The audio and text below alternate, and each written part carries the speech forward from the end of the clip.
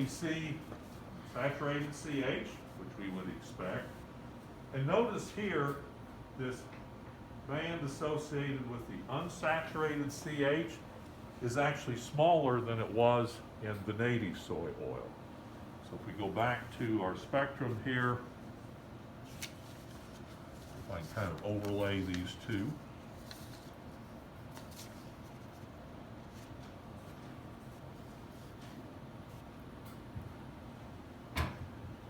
Okay, here's the native oil, here's the partially hydrogenated oil.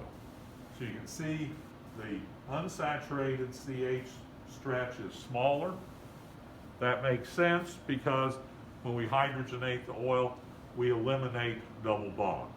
We convert double bonds into single bonds, so we see less unsaturation in the partially hydrogenated oil.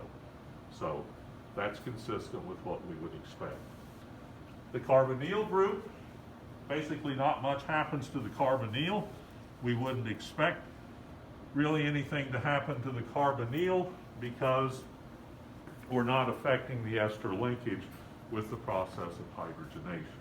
Okay? So carbonyl basically isn't going to change because of hydrogenation has no effect on the ester linkage. And here is where we can see the evidence of the trans fatty acid. So if you look right here, about 966 to 968 wave numbers. In the partially hydrogenated oil, we have a distinct band present at that point.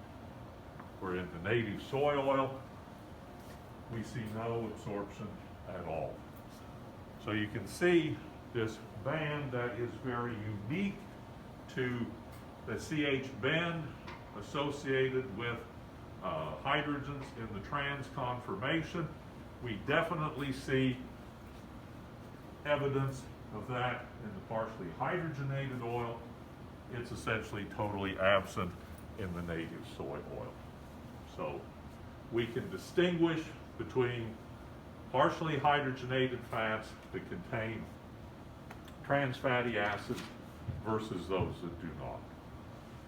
So what would we have to do if we had something like a donut, for example, and you wanted to see, okay, was it fried in oil that contains trans fats or not?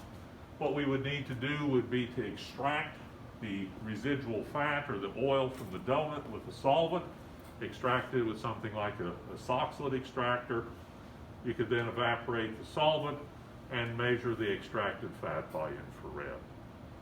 So infrared spectroscopy is one of the official methods we have for detecting trans fatty acids in foods.